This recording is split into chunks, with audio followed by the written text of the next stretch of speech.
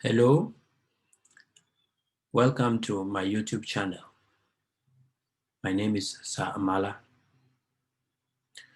Today in YouTube English with Nsah, we are going to look at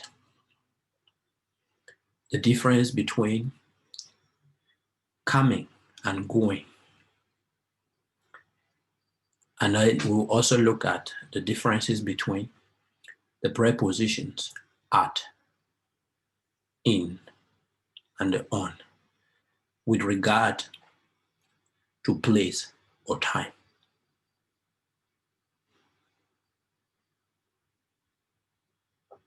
So let's start.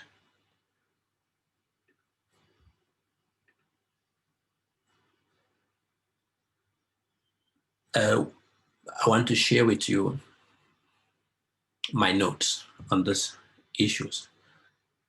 So the first thing is, I am coming to your house versus I am going to your house. Which one is correct?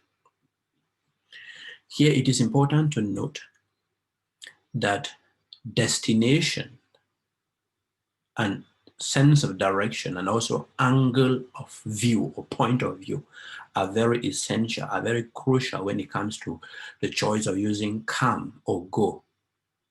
Yeah, of course, in daily usage, in day-to-day usage of English, people use come and go often interchangeably, and it is acceptable. But if we go into the grammatical details, then there are some rules and guiding principles that can help us to know when to use which one. So let's start with this. We use come to describe movement between the speaker and listener, and movement from another place to the place where the speaker or listener is.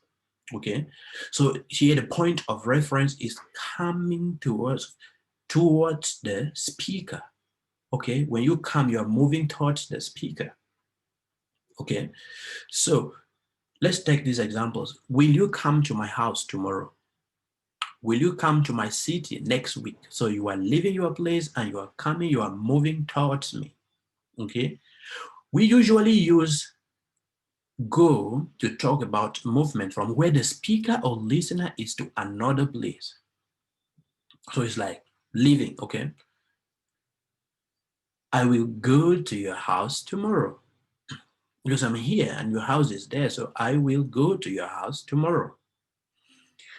I will go to Bamenda tomorrow. So it's movement away from the speaker, leaving the speaker and going in another direction away from the speaker. When we talk about another person, because now the examples I just gave you above are mainly in terms of the first person, I, and then the person to whom I am speaking. So two people are involved, but we might be talking about the third person here, okay? Somebody perhaps who is not present or who is neither the speaker nor the listener.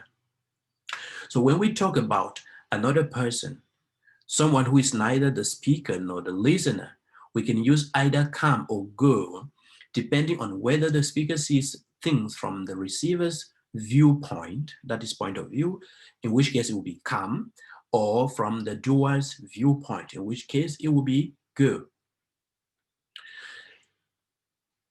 For example, Verinui, who is the doer in this case, came to help her mother.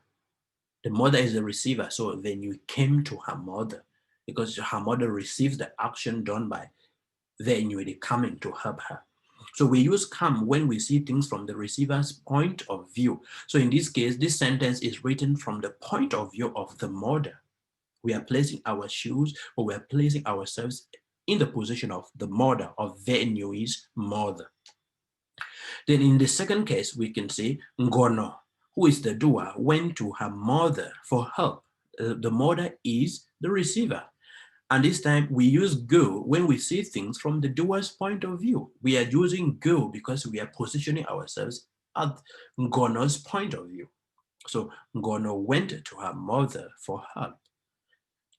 Overall, so try to roughly imagine that coming involves arriving and going involves leaving, okay? So coming involves arriving and going involves leaving or departing. I hope this is going to help you.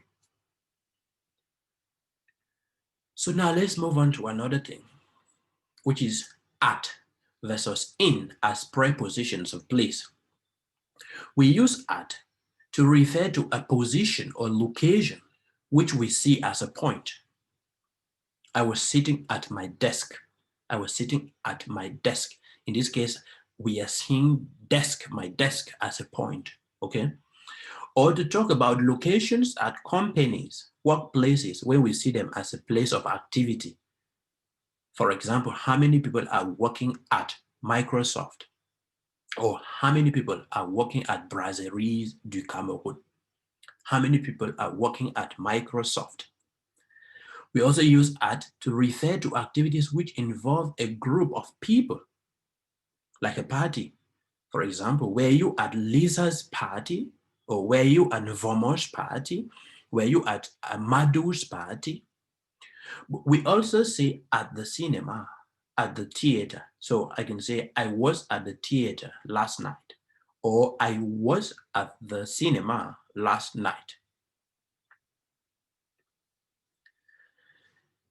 We use at to talk about school or with school, college, or university. So we would say, for example, she always did well at school. She always did well at school. She was so brilliant at university. She was not, he was not serious at college, okay? We also use at to refer to an address. They once lived at number 12, French Street, okay? Or they once lived at number 15, Garner Street. Or they once lived at number 11, Amadou Ahijo Street.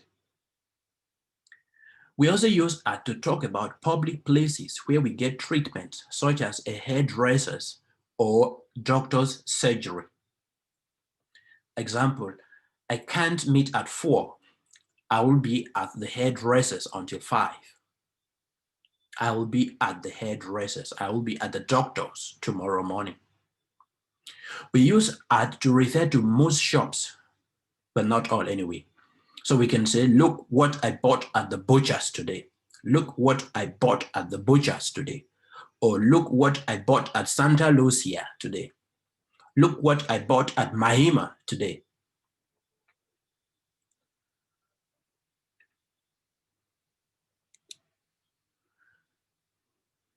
We use in to talk about locations within a larger area. For example, I know my book is somewhere in this room. Can anyone see it? I know my book is somewhere in this room. Can anyone see it? We also use in to talk about workplaces when we see them as a physical location. She works in an open plan office. She works in an open plan office. But take note, we use on, you can see me coloring it here. We use on when we talk about a farm. So I've always wanted to work on a farm. I've always wanted to work on a farm. Then we use in with class. He found it difficult to concentrate in class. The students were so noisy in class. We use in with class.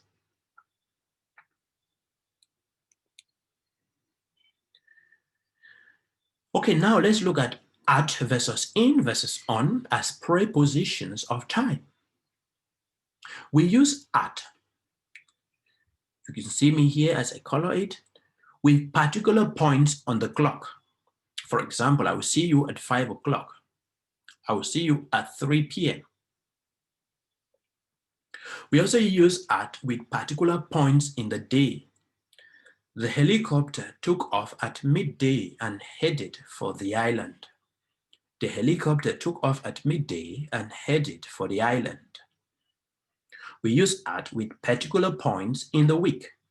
What are you doing at the weekend? What are you doing at the beginning of the week? We use at with special celebrations. For example, at the New Year, millions of people travel home to be with their families. At the New Year, millions of people travel home to be with their families. But take note, we say on your birthday. We say on your birthday, not at your birthday, except we are taking birthday here from the perspective of being a birthday party, okay? Yeah. We don't use at with the question, what time, in informal situations. So like if we are not in very official situations, we can say, what time are you leaving? Instead of at what time are you leaving? Well, if you are in a formal context, in an official context, you will say, at what time are you leaving for Yaoundé?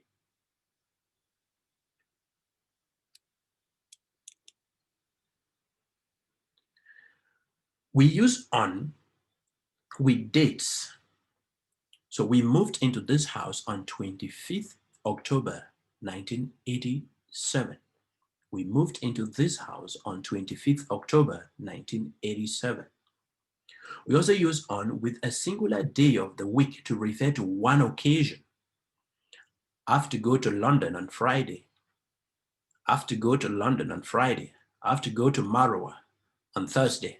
I have to go to Betua on Tuesday.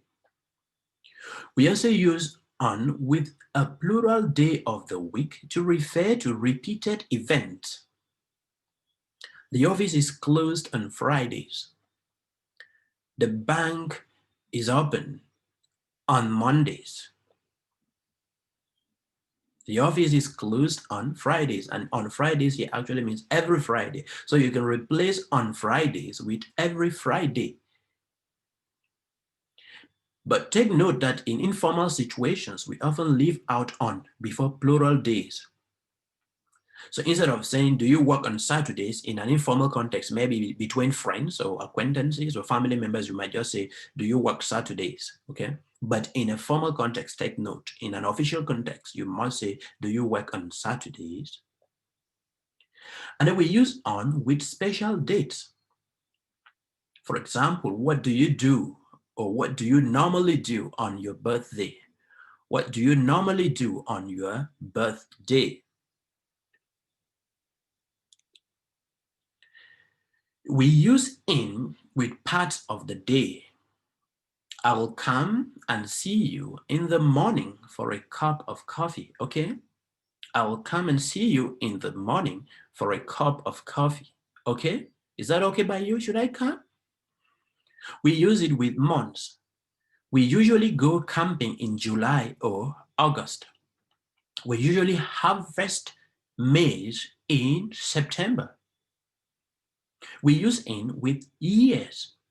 The house was built in 1835. The house was built in 1835. Nigeria got her independence in 1960. Nigeria got her independence in 1960. We also use with in with seasons. For example, the garden is wonderful in the spring when all the flowers come out. The garden is wonderful in the spring when all the flowers come out. Or you can say, the Ngondo festival takes place in the dry season. Ngondo festival takes place in the dry season. We also use in with long periods of time, such as century or decade. So we would say the population of Europe doubled in the 19th century. The population of Europe doubled in the 19th century. Things have not been so easy for me in the last decade. Things have not been easy for me in the last decade. Or you can say there has been exponential growth in Ghana in the last 2 decades.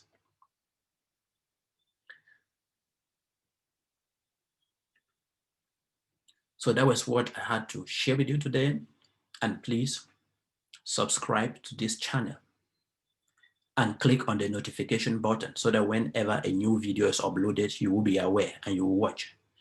And you will find these videos on English language helpful, and you know friends or colleagues or family members who might also benefit from them, please tell them to come here and watch and to subscribe and to click on the notification bell. All what they need to be able to subscribe is to create a Gmail account, to have an email address with Gmail. And once they do so, they can use all the services of Google. And so they can be able to subscribe to channels on YouTube, because YouTube is a product of Google. So please do subscribe, and see you next week with another episode of YouTube English with Nsah.